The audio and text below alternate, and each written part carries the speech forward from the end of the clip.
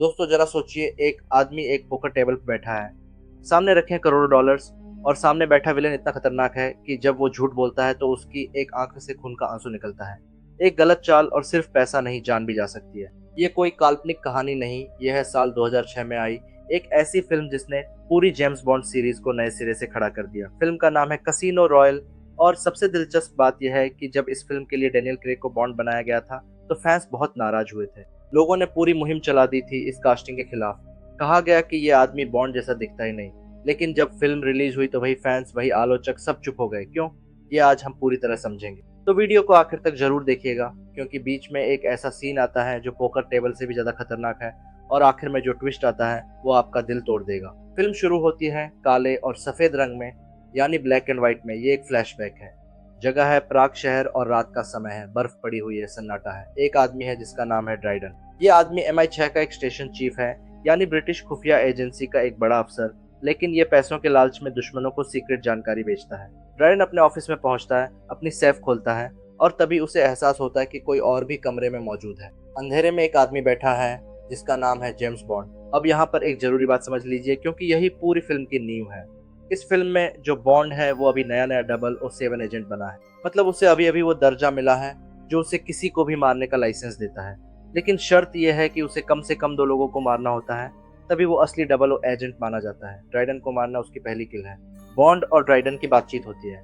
Dryden उससे पूछता है कि उसकी पहली किल कैसी लगी।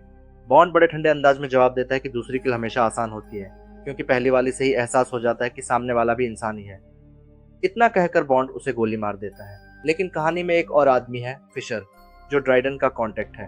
फ्लैशबैक में हमें दिखाया जाता है कि बॉन्ड ने फिशर को बाथरूम में मार गिराया था, हाथापाई करते हुए बुरी तरह मारपीट के बाद। यही उसकी दूसरी किल थी। इसी के साथ बॉन्ड आधिकारिक तौर पर 007 बन जाता है। अब यहाँ से शुरू होता है फिल्म का मशहूर टाइटल सीक्वेंस, जिसमें क्रिस कॉर्नेल का गाना यू नो माई नेम बजता है। इस गाने के बोल भी बड़े इशारे से बताते हैं कि ये कहानी एक बिल्कुल नए बॉन्ड की है, जो अभी सीख रहा है, जो अभी परफेक्ट नहीं है, जो गलतियां करेगा। टाइटल के बाद कहानी पहुंचती है मेडागास्कर। यहाँ एक बम बनाने वाला आदमी है जिसका नाम है मोल्लाका। बॉन्ड को उसे पकड़ने भेजा जाता है। मोल्लाका एक कंस्ट्रक्शन साइट पर काम करता है और जैसे ही उसे शक होता है कि कोई उसका पीछा कर रहा है, वो भागना शुरू कर देता है। अब यहाँ पर फिल्म का एक जबरदस्त एक्शन सीन आता है जिसे फ्री रनिंग चेज कहा जाता है। मोल्लाका बड़ी फुर्ती से दीवारों पर चढ़ते हुए, क्रेन से कूदते हुए, संकरी जगहों से निकलते हुए भागता है और बॉन्ड उसका पीछा करता है। लेकिन बॉन्ड की स्टाइल बिल्कुल अलग है। मुल्ला जहां हल्के फुल्के तरीके से हर बाधा को नाच जैसे पार करता है, वहीं बॉन्ड सीधा हर दीवार को तोड़ते हुए, हर बाधा को ताकत से गिराते हुए बुलडोजर जैसे आगे बढ़ता है।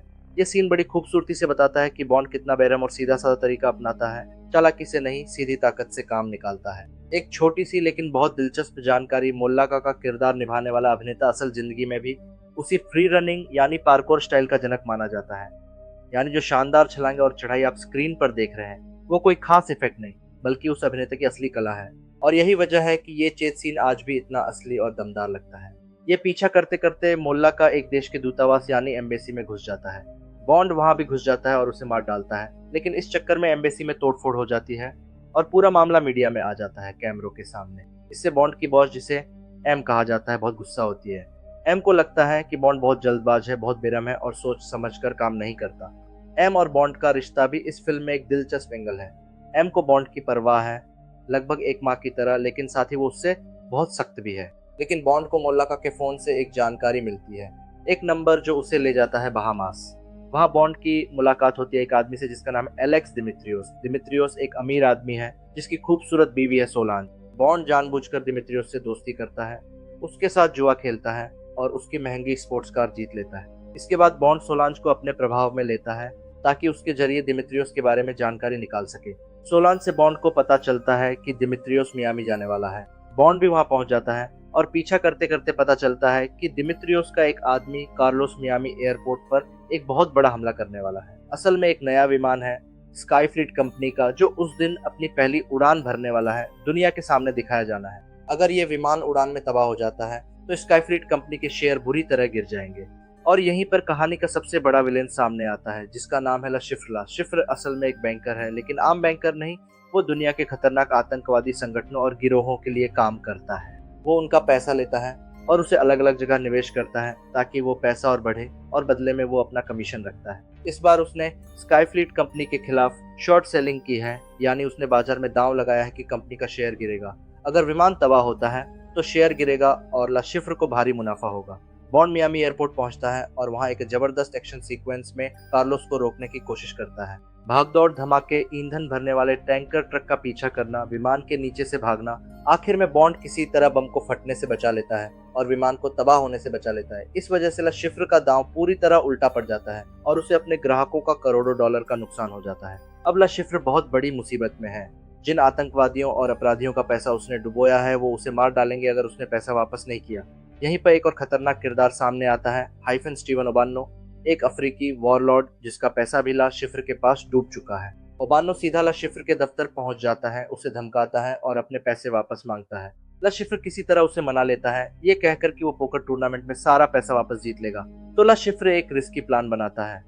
वो मोंटेनेग्रो के एक शहर में कसिनो रॉयल नाम के एक कसिनो में एक बहुत बड़ा पोकर टूर्नामेंट रखता है। हर खिलाड़ी को 10-10 मिलियन डॉलर लगाने होंगे और जो जीतेगा उसे मिलेगा 115 मिलियन डॉलर का पूरा जैकपॉट। ला शिफ्र को उम्मीद है कि वो इस टूर्नामेंट में जीतकर अपना डूबा हुआ पैसा वापस निकाल लेगा। मी 6 को जैसे ही ये पता चलता है वो समझ जाते हैं कि सुनहरा मौका है। अगर बॉन्ड इस टूर्नामेंट में ला शिफ्र को हरा दे तो ला शिफ्र पूरी तरह बर्बाद हो जाएगा, उसके पास कोई रास्ता नहीं बचेगा और मजबूरी वो ब्रिटिश सरकार के सामने सरेंडर करके आतंकवादियों की जानकारी देकर अपनी जान बचाने की कोशिश करेगा। तो एम बॉन्ड को इस टूर्नामेंट में भेजने का फैसला करती है क्योंकि बॉन्ड पोकर का बहुत अच्छा खिलाड़ी है। लेकिन इतने बड़े पैसे के दांव के लिए ब्रिटिश ट्रेजरी यानी खजाना विभाग से एक इंसान को भेजा जाता है जो सरकार का पैसा सही जगह लगे। इस लड़की का नाम है वेस्पर लिंड। अब यहाँ से शुरू होती है फिल्म की सबसे दिलचस्प कहानी। बॉन्ड और वेस्पर की मुलाकात ट्रेन में होती है। मोंटेनेग्रो जाते वक्त दोनों के बीच बड़ी तीखी लेकिन दिलचस्प बातचीत होती है। बॉन्ड वेस्पर को सिर्फ देखकर उसके कपड़ों और उसके अंदाज से उसके बारे में अंदाजा लगाना शुरू कर देता है, उसका बचपन, उसका परिवार, उसकी सोच, यहाँ तक कि ये भी कि वो अपने बारे में क्या सोचती है। वेस्पर भी बॉन्ड को उतनी ही तेजी से जवाब देती है, उसे किराए का गुंडा तक कह देती है। दोनों के बीच एक जबरदस्त केमिस्ट्री बन जाती है, लेकिन साथ ही एक अजीब सी टेंशन भी रहती है क्योंकि दोनों एक दूसरे पर पूरी तरह भरोसा नहीं करते। एक मजेदार सीन भी है जहां वेस्पर बॉन्ड के लिए टक्सीडो यानी सूट भेजती है और मजाक में पूछती है कि क्या ये उसे फिट आया। बॉन्ड भी उसी अंदाज में उसे जवाब देता है। मोंटेनेग्रो पहुंचकर बॉन्ड की मुलाकात होती है रेने माथिस से जो वहां का में 6 कॉन्टैक्ट है और बॉन्ड की मदद करता है, और फेलिक्स लीटर से जो एक अमेरिकी CIA एजेंट है और वो भी इसी पोकर टूर्नामेंट में शामिल है। टूर्नामेंट शुरू होने से पहले एक और जबरदस्त सीन आता है। बॉन्ड को शक होता है कि कोई उसे मारने की फिराक में है। वो एक सीढ़ी के पास जाकर देखता है कि ओबानो के 2 आदमी वेस्पर पर हमला कर चुके हैं। बॉन्ड बीच में कूद पड़ता है और बड़ी बेरहमी से नंगे हाथों दोनों हमलावरों को मार डालता है। ये सीन बहुत क्रूर है और उसके बाद बॉन्ड और वेस्पर दोनों सीढ़ियों पर बैठे कांपते हैं। सदमे में यहाँ हमें बॉन्ड का वो पहलू दिखता है जो हम शायद ही किसी बॉन्ड फिल्म में देखते हैं, एक इंसान जो मारने के बाद भी अंदर से हिल जाता है। अब पोकर टूर्नामेंट शुरू होता है। ला शिफ्र एक बहुत माहिर खिलाड़ी है और उसकी एक खासियत है, जब वो झूठ बोलता है या जब वो घबराता है तो उसकी आंख से हल्का खून का आंसू निकल आता है क्योंकि उसे आंख की एक बीमारी है। इसी वजह से वो कभी पोकर टेबल पर अपने चेहरे के भाव पूरी तरह छुपा कर खेलता है ताकि कोई उसकी कमजोरी न पकड़ पाए। बॉन्ड एक और मजेदार पल में बारटेंडर को अपना पसंदीदा ड्रिंक बनाने का तरीका बताता है।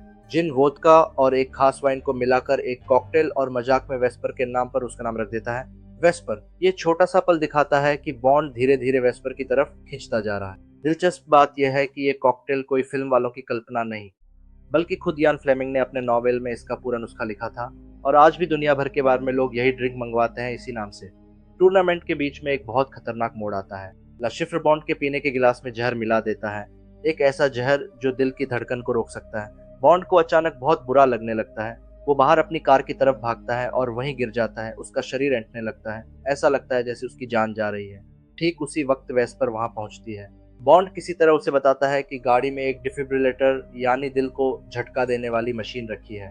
वेस्पर घबराते हुए भी बॉन्ड की जान बचाने की कोशिश करती है और आखिरी पल में बॉन्ड खुद उस मशीन की तार को अपने दिल से जोड़कर कोड डालकर अपनी जान बचा लेता है। ये कोड वो वेस्पर ही डालता है, यानी अपनी जान बचाने के आखिरी पल में भी उसके दिमाग में सिर्फ वेस्पर का नाम आता है। इस हादसे के बाद बॉन्ड टेबल पर वापस लौट तो जाता है लेकिन उसका सारा पैसा हार चुका होता है। लेकिन फेलिक्स लीटर अमेरिकी सरकार की तरफ से बॉन्ड को फिर से पैसा लगाकर खेलने का मौका देता है, इस शर्त पर कि अगर बॉन्ड जीतता है तो ला शिफ्र को CIA के हवाले किया जाएगा। आखिरकार आता है फिल्म का सबसे मशहूर पोकर सीन। टेबल पर सिर्फ बॉन्ड और ला शिफ्र बचते हैं आखिरी हाथ में। लाशिफ्र के पास है फुल हाउस, जो एक बहुत मजबूत हाथ माना जाता है, इतना मजबूत कि वो पूरी तरह भरोसे में आ जाता है और अपनी सारी दौलत टेबल पर लगा देता है।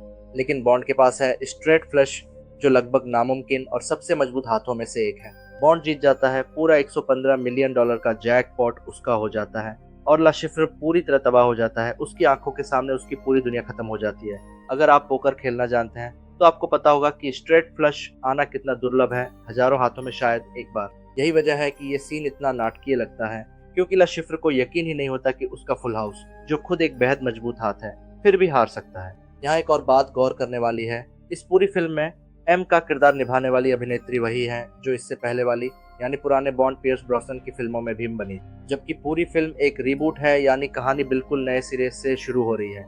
फिर भी बनाने वालों ने जानबूझकर इस किरदार को नहीं बदला, क्योंकि दर्शकों को एम के साथ एक जाना पहचाना जुड़ाव महसूस हो।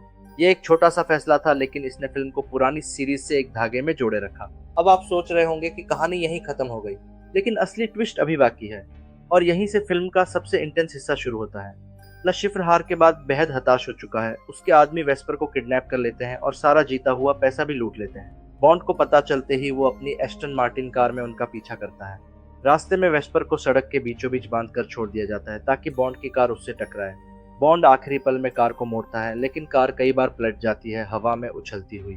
ये सीन असल जिंदगी में गिनीज वर्ल्ड रिकॉर्ड बना था, क्योंकि इस स्टंट में कार सबसे ज्यादा बार यानी 7 बार पलटी थी और ये पूरा स्टंट असल में फिल्माया गया था, कोई कंप्यूटर ग्राफिक्स नहीं। बॉन्ड को पकड़ लिया जाता है। अब आता है फिल्म का सबसे भयानक और चर्चित सीन। लाशिफ्र बॉन्ड को एक कुर्सी से बांध देता है, जिसकी सीट बीच से टूटी हुई है, यानी बॉन्ड बिना कपड़ों के उस कुर्सी पर बैठा है और उसके नीचे कुछ नहीं है, पूरी तरह असहाय है। लाशिफ्र एक भारी रस्सी से गांठ बांधकर उससे बॉन्ड को यातना देना शुरू करता है, बार बार, और सवाल पूछता है कि पैसा किस अकाउंट में, पासवर्ड क्या है। बॉन्ड दर्द सहते हुए भी हार नहीं मानता, बल्कि उल्टा लाशिफ्र का मजाक उड़ाता है, हंसता है, ताना मारता है। ये सीन इतना कच्चा और असहज करने वाला है कि आज भी इसे जासूसी फिल्मों के सबसे यादगार और सबसे कठिन सीन्स में गिना जाता है। इस सीन की वजह से कई देशों में फिल्म को रिलीज करने से पहले थोड़ा काटना भी पड़ा था, क्योंकि सेंसर बोर्ड को ये यातना वाला हिस्सा बहुत ज्यादा हिंसक लगा। लेकिन जो लोग इसे पूरा देख पाए उनके लिए ये सीन आज तक जहन में बसा हुआ है, क्योंकि इसमें ना कोई धमाका है, ना कोई गोली, सिर्फ एक इंसान की तकलीफ और उसकी हिम्मत दिखाई गई है। ठीक उसी वक्त वहाँ एक रहस्यमय आदमी आता है, जिसे मिस्टर व्हाइट कहा जाता है। ये वही संगठन का आदमी है जिसका पैसा लाशिफ्र ने डुबोया था। मिस्टर व्हाइट लाशिफ्र को धोखेबाज कहते हुए गोली मार देता है, क्योंकि लाशिफ्र ने पैसा डुबोकर संगठन को धोखा दिया था। बॉन्ड बेहोश हो जाता है, लेकिन उसकी जान बच जाती है। इसके बाद बॉन्ड अस्पताल में ठीक होता है। इस पूरे हादसे और वेस्पर की देखभाल के बाद बॉन्ड को एहसास होता है कि वो वेस्पर से सच में प्यार करने लगा है। वो मैच 6 को इस्तीफा देने का फैसला करता है ताकि वो वेस्पर के साथ एक नई शांत जिंदगी शुरू कर सके। दोनों साथ में वेनिस शहर जाते हैं, नाव पर घूमते हंसते हैं, एक आम जोड़े की तरह। लेकिन वेनिस में ही कहानी का सबसे बड़ा झटका आता है। बॉन्ड को शक होने लगता है कि वेस्पर कुछ छुपा रही है, कि वो किसी से मिल रही है जिसे बॉन्ड नहीं जानता। असल में सच ये है कि जब वेस्पर को किडनैप किया गया था, तब उसे बताया गया था कि अगर उसने संगठन को पैसा नहीं दिया तो उसके प्रेमी को मार दिया जाएगा।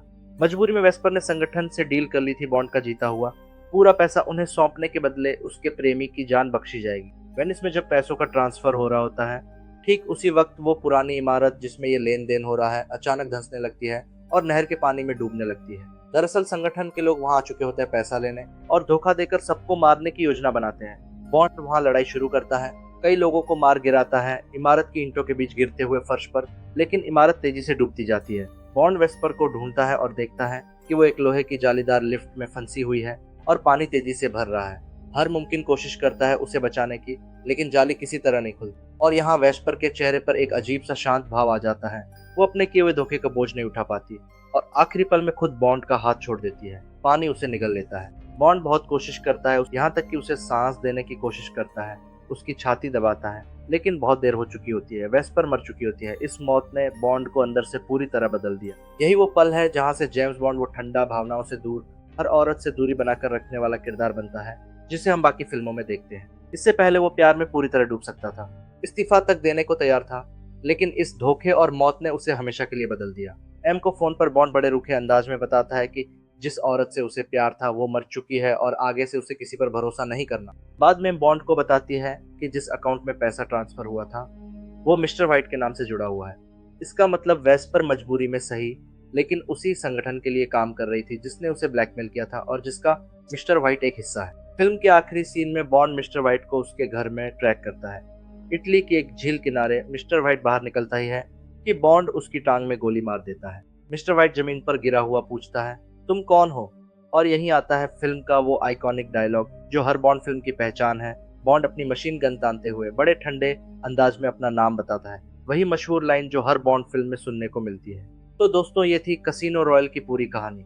अब जरा समझते हैं कि ये फिल्म इतनी खास क्यों मानी जाती है। और शुरुआत में जो सवाल मैंने आपसे पूछा था कि फैंस के विरोध के बावजूद डैनियल क्रेग कैसे सबसे पसंदीदा बॉन्ड बन गए, उसका जवाब भी अब आपको मिल जाएगा। पहली बात, ये फिल्म जेम्स बॉन्ड के किरदार को पूरी तरह से नए सिरे से दिखाती है।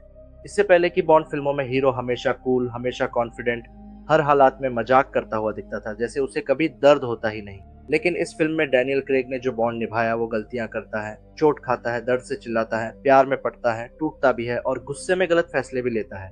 ये एक इंसानी बॉन्ड है, सुपर हीरो नहीं। और यही वजह है कि शुरुआत में जो फैंस नाराज थे, वो फिल्म देखने के बाद पूरी तरह अपनी राय बदल बैठे।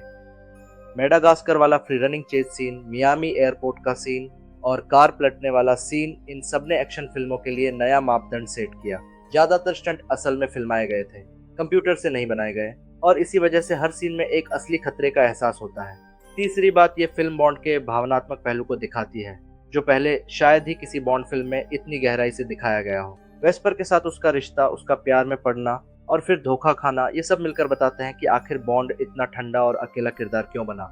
ये सिर्फ एक जासूसी कहानी नहीं बल्कि एक ओरिजिन स्टोरी है, यानी ये बताती है कि जेम्स बॉन्ड कैसे बना। अगर आप गौर करें तो पूरी फिल्म एक चक्र जैसी है। शुरुआत में बॉन्ड एक इंसान है जो अभी सीख रहा है, जो प्यार में पड़ सकता है, जो भरोसा कर सकता है, जो इस्तीफा देकर एक आम जिंदगी जीने के बारे में सोच सकता है। लेकिन आखिर में वो एक ऐसा एजेंट बन जाता है जो किसी पर भरोसा नहीं करता, जो अपनी भावनाओं को पूरी तरह दबा लेता है, जो सिर्फ अपने काम के लिए जीता है। यही वजह है कि कैसीनो रॉयल को सिर्फ एक अच्छी एक्शन फिल्म नहीं बल्कि एक बेहतरीन कैरेक्टर स्टडी भी माना जाता है। तो दोस्तों, ये थी कैसीनो रॉयल की पूरी कहानी और उसके पीछे की गहराई। एक इंसान की कहानी जो एक कातिल बनने से लेकर प्यार में पड़ने, धोखा खाने और आखिर में पूरी तरह बदल जाने तक का सफर तय करता है। ये सिर्फ जासूसी और एक्शन की कहानी नहीं बल्कि ये बताती है कि किस तरह एक धोखा, एक नुकसान किसी इंसान को हमेशा के लिए बदल सकता है। और आखिर में एक बात और, अगली बार जब आप कोई पुरानी बॉन्ड फिल्म देखें तो जरा गौर कीजिएगा कि वो हमेशा शांत, हमेशा मुस्कुराता हुआ बॉन्ड असल में एक टूटे हुए दिल के ऊपर खड़ा है। वो ठंडापन कोई स्टाइल नहीं बल्कि एक जख्म है जो वेस्पर की मौत ने दिया था। यही वो गहराई है जो कैसीनो रॉयल को बाकी एक्शन फिल्मों से अलग बनाती है, और यही वजह है कि सालों बाद भी लोग इस फिल्म को उतने ही शौक से देखते हैं। तो दोस्तों, उम्मीद है आपको ये पूरा एक्सप्लेनेशन पसंद आया होगा। वीडियो को लाइक करना मत भूलिए, चैनल को सब्सक्राइब कीजिए और नोटिफिकेशन बेल भी दबा दीजिए ताकि हमारी अगली मूवी एक्सप्लेनेशन वीडियो की जानकारी आपको सबसे पहले मिले। हम मिलते हैं अगली फिल्म की कहानी के साथ, तब तक के लिए नमस्कार।